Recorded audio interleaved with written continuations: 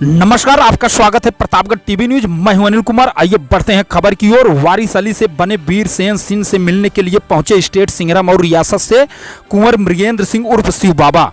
विकास खंड आजपुर देवसरा के अंतर्गत आने वाले रायपुर बनपुरवा के निवासी वारिस अली पुत्र हमीदुल्लाह उम्र 28 वर्ष, जिन्होंने मुस्लिम धर्म छोड़कर हिंदू धर्म अपना लिया, जिसके बाद वारिस अली से वीरसेन सिंह बन गए, जिनकी चर्चा क्षेत्र में जोरों शोरों से चल रही है। इसी क्रम में वारिस अली से मिलने के लिए जौनपुर जिले के स्टेट सिंगरम और रियासत से कुंवर मृगेंद्र सिंह उर्फ शिव बाबा आज प्रतापगढ़ जिले आजपुर देवसरा क्षेत्र के बैजलपुर रविसेन सिंह के यहां आवास पर वीरसेन सिंह से मिलने आए और वीरसेन सिंह को तिलक लगाकर हिंदू धर्म में आने का स्वागत किया। इस समय क्षेत्र के कई संभ्रांत लोग उपस्थित रहे, जिसमें रवींद्र सिंह, विकास सिंह, हीरामणि सिंह, रवि सिंह, पंकज सिंह, अंशु सिंह प्रधान, सोनू खरवार, कुलदीप तिवारी, विजय सिंह, डब्लू सिंह प्रधान, पप्पू सिंह सहित सैकड़ों लोग उपस्थित रहे। और वहीं पर कुंवर मृगेंद्र सिंह उर्फ शिव बाबा ने क्या कुछ कहा, आगे देखें। धन्यवाद। आज भाई ने जो कार्य किया है, बहुत ही एक समाज के लिए यह एक आईना है। आप सबको एक छोटी सी कड़ी के द्वारा मैं जोड़ना चाहता हूं कि भाई चंद्रसेन जी ने जो वीरसेन भाई को अपने साथ लाया है, हम सभी देखे होंगे कि गाजी मियाँ के दरगाह का मेला लगता है और उस मेले में हम सभी हिंदू भाई बड़ी संख्या में बढ़ चढ़ कर हिस्सा लेते हैं। पहली चीज तो यह है कि हमें यह जानना चाहिए कि बहराइच जो स्थान है जहां सैयद सलार मसूद गाजी की दरगाह पर उर्स का मेला लगता है, वह सैयद सलार मसूद गाजी कौन था, इसको आज भाई वीरसेन भाई को भी समझना चाहिए कि आपको किस तरीके से प्रताड़ित करके और किन जुल्मों के साथ आपका धर्म परिवर्तन उस समय कराया गया था।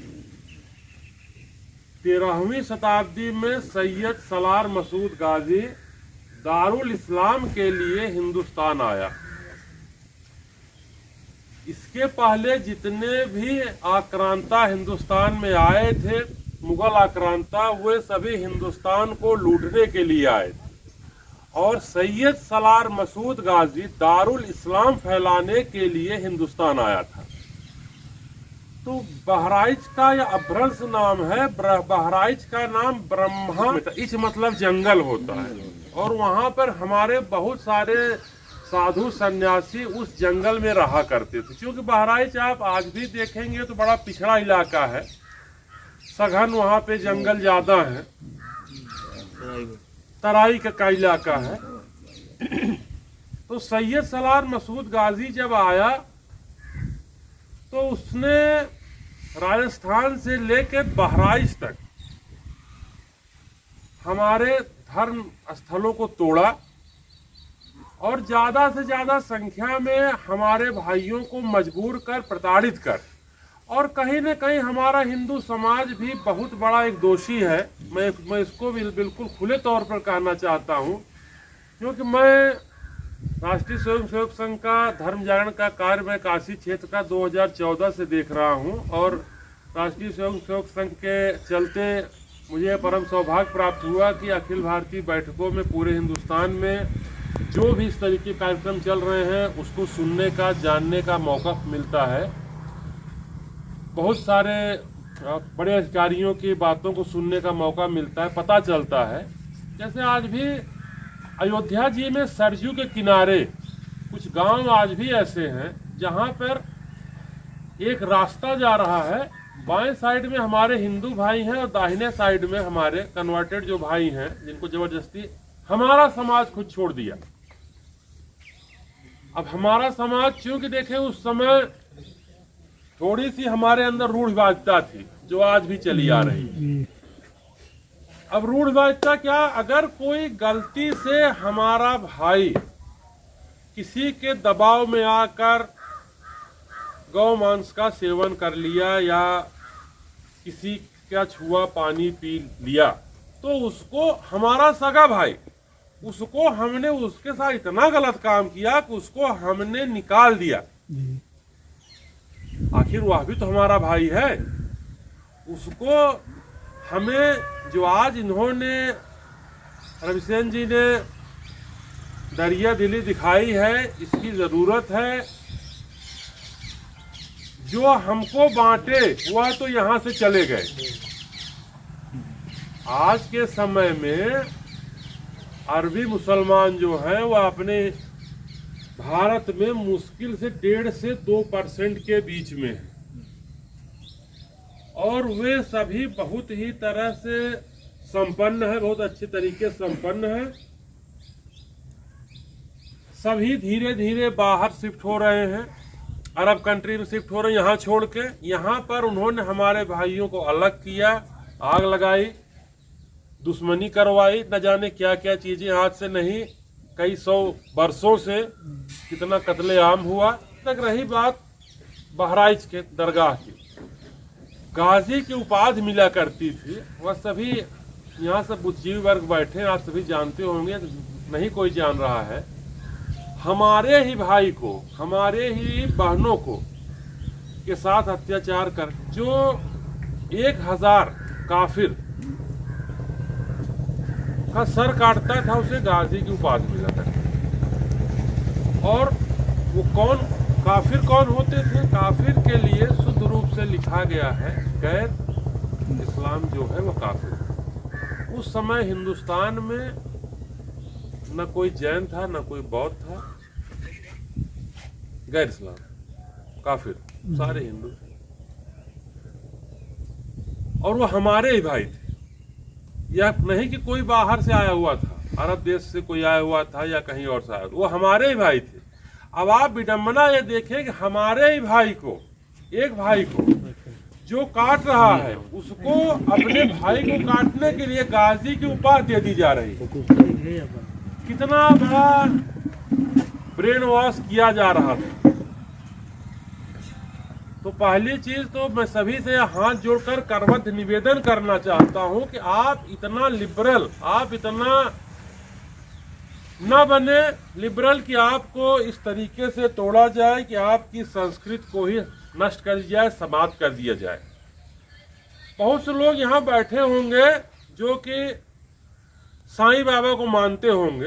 हिंदू हमारा बड़ा लचीला है इस मामले में, धर्म के मामले में होना नहीं चाहिए।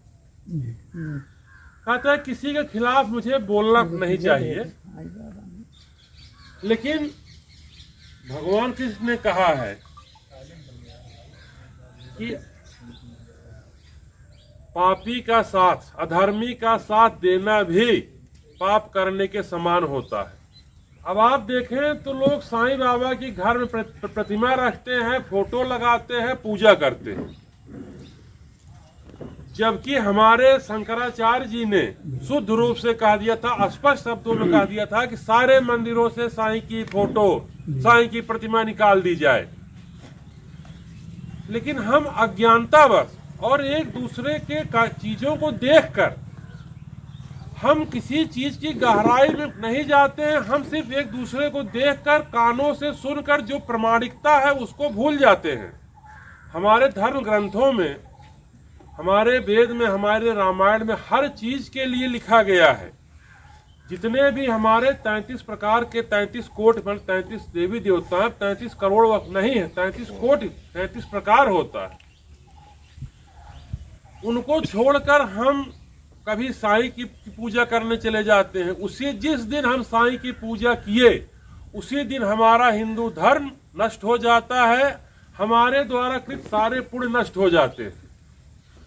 क्योंकि अपने हिंदू समाज में सबसे अशुद्ध चीज मानी गई है जिस समय इस शरीर से आत्मा निकल जाती है, किया जाता है नहला धुला के, जल्दी से जल्दी लोग कहते हैं कि इनको पंचतत्व में विलीन किया जाए। उसी से देखिए जो शुद्ध का कार्यक्रम रखा गया है कि हम छू दिए उस अशुद्ध शरीर को, हमारा जो परिवार है वह छू दिया, उसके लिए क्षौर कर्म कराना पड़ता है। पूरे बिरादरी को जो तेरही कार्यक्रम रखा गया है कि पूरे बिरादरी को शामिल किया जाता है। तो वह सबसे अशुद्ध चीज हमारे समाज में शरीर है। जब इस शरीर से आत्मा निकल गई तब की शरीर। और शिरडी के साईं वहां पे देखिए जहां पर उनकी प्रतिमा लोगों ने स्थापित किया, उसके पीछे उनकी कब्र है, मजार है। तो ऐसे व्यक्ति की पूजा करना सरासर हिंदू धर्म के खिलाफ है और हमारे पतन का यही कारण रहा है कि कोई बाहरी व्यक्ति आके वीरसेन को और रविसेन भाई को लड़ा के चला गया कई सौ वर्षों से, और वो उसी आग में आज भी है। चाहे वह अभी नूह की बात देख लें, पश्चिम बंगाल की बात देख लें, वह हमारे ही भाई हैं और हम ही को आपस में लड़ा के वह लोग चले गए। 60% से ज्यादा सर्वे हुआ है, वहां पर हिंदू भाई जाता है। का पूजन अरब देशों में वर्जित है जहां से यह धर्म आया था। एक भी मजार या दरगाह आपको हिंदुस्तान के बाहर नहीं मिलेगी। यह भी विडंबना देख लीजिए, जितनी भी मजारें हैं और दरगाह है वह सब हिंदुस्तान में मिलेगा। अरब जहां से यह धर्म चला है वहां पर एक भी आपको मजार और दरगाह नहीं मिलेगी। मस्जिद मिलेगी, इबादत गाह उसको कहा जाता है, वह मिलेगी, क्योंकि बुत परस्ती हराम है इस्लाम। क्योंकि हमारे भाइयों का ब्रेन वॉश करना था, इसलिए यह सभी प्रकार की चीजें हिंदुस्तान में बनी और हिंदुस्तान में ही चल रही हैं, और किसी भी इस्लामिक देश में यह सब चीजें नहीं चल। रविसेन भाई ने आज समाज के सामने उदाहरण प्रस्तुत किया है, बहुत ही सराहनीय है। और रविसेन भाई, मैं आपको एक चीज कहना चाहता हूँ, आपने एक शब्द कहा छोटा और बड़ा। आज समाज में कोई न छोटा है न कोई बड़ा है, हम सभी लोग को कंधे से कंधा मिलाकर और ऐसे अपने भाइयों को अपने साथ लाने की आवश्यकता है, यदि हमको हमारा अस्तित्व बचाना है तो।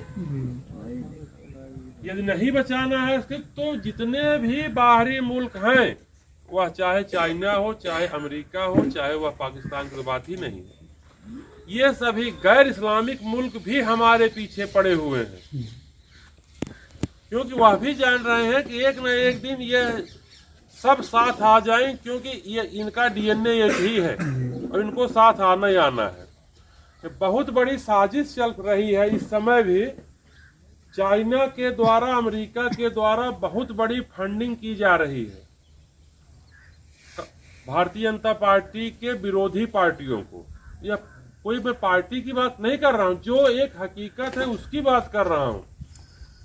चाइना आज हिंदुस्तान में देख रही है कि भारतीय जनता पार्टी जब से आई है विदेशी फंडिंग रुक गई है, भारत का विकास हो रहा है, भारत आर्थिक रूप से मजबूत हो रहा है, सामरिक रूप से मजबूत हो रहा है। यह उन सभी लोग को हजम नहीं हो रहा है, भारत की आर्थिक प्रगति रुक जाए। डोकलाम में आप देखेंगे आए दिन चाइना कुछ न कुछ कर रहा है। यह सब सोची समझी साजिश के तहत हो रहा है, और इसमें बहुत बड़े बड़े लोग, विश्व के अरबपति खरबपति जो सबसे धनाढ्य हैं, वो कंपनियां लगी हुई हैं, क्योंकि उनको यही एक डर है कि हिंदुस्तान जिस गति से आगे बढ़ रहा है 2040 तक यह विकसित देशों में सबसे नंबर 1 पर आ जाएगा, अमेरिका और चाइना को भी पीछे छोड़ देगा। तो बस हमें यही सबसे मैं हाथ जोड़कर यह निवेदन करता हूं कि जो भी अपना भाई अपने से दूर हो गया है उसको किसी भी तरीके से अपने साथ लाया जाए, अपने समाज में जोड़ा जाए, क्योंकि कहीं न कहीं वह हमारा भाई है। एक और घटना बताना चाहता हूं, यहीं बगल में एक गांव है रन्नो, बहुत बड़ा गांव है रन्नो। रन्नो के यहाँ शादी थी, आज भी रात में मंडप छाया जाता है, हल्दी की रस्म होती है, मटमंगरा होता है, हिंदू विधि विधान से सारे कुछ कार्य होते हैं, और निकाह जो है वो दूसरे दिन पढ़ा जाता है। लेकिन वहां पे गलती हमारी है, आज भी वह परिवार उस परिवार में कभी मांसाहार बना ही नहीं। ऐसे भी लोग अभी हमारे समाज में हैं, लेकिन उनका एक कष्ट है कि भाई हम तो आने को तैयार हैं, हम आपके हैं, लेकिन आपको भी समझना पड़ेगा, अपना दिल बड़ा करना पड़ेगा। आज जिसका हम उदाहरण देते हैं भगवान राम का, भगवान कृष्ण का उदाहरण देते हैं, भगवान कृष्ण की भी प्रतिज्ञा टूट गई थी। भगवान कृष्ण ने भी चक्र अपना उठा लिया था। आज मर्यादा पुरुषोत्तम भगवान श्री राम को कहा जाता है, लेकिन मर्यादा पुरुषोत्तम के होने के बाद भी समाज में रहने के चलते उन्होंने एक धोबी की बात मान ली, माता सीता को वनगमन के लिए भेज दिया। लेकिन यह सब बातें गौड़ हो जाती हैं जहाँ पर भगवान का चरित्र सामने आता है, जहाँ पर गीता की बात सामने आती है, वहाँ पर यह चीज़ गौड़ हो जाती है कि भगवान कृष्ण ने प्रतिज्ञा तोड़ी थी। उसी प्रकार से हम लोग को यह छोटी छोटी चीज़ों को कि हमारा भाई है, हम कैसे साथ लाएं, हम कैसे जाएं, उसको कैसे लाएं, समाज क्या बोलेगा, यह सब छोटी छोटी चीज़ों को गौड़ रूप में छोड़कर अपना दिल बड़ा करके और अपने भाइयों को अपने साथ लाने की आवश्यकता है, और उसी से हमारा आगे आने वाली पीढ़ियां हमारी सुरक्षित रहेंगी, वरना कोई उपाय नहीं। इसी के साथ मैं अपनी वाणी को